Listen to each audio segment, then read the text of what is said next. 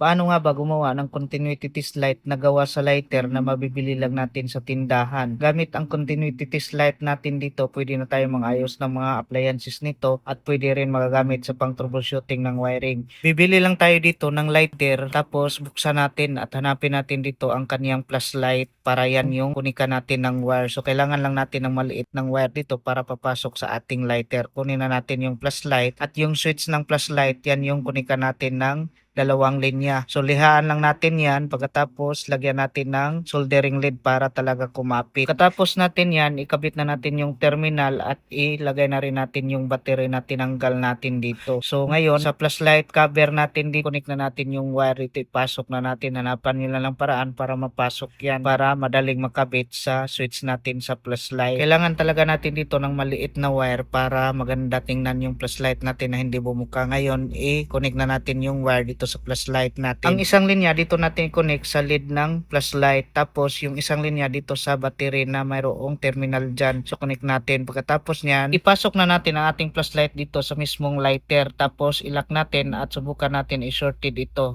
So ito na yon ang continuity test light natin. Ngayon, irugtong lang natin ang dalawang linya dito ng test probe. So may dalawang linya lumabas sa ating plus light. So dyan natin i-connect yung test probe na dalawang linya. Matapos nyan, lagyan natin yan ng electrical tape o di kaya masking tape para hindi magkadikit yung dalawang linya na yan. Pagkatapos nyan, lagyan natin ng glue stick para hindi mahila. Ngayon, subukan na natin ang ating continuity test light dito sa switch natin. Makita nyo kapag i-on, iilaw yan. Ibig sabihin, connected yan.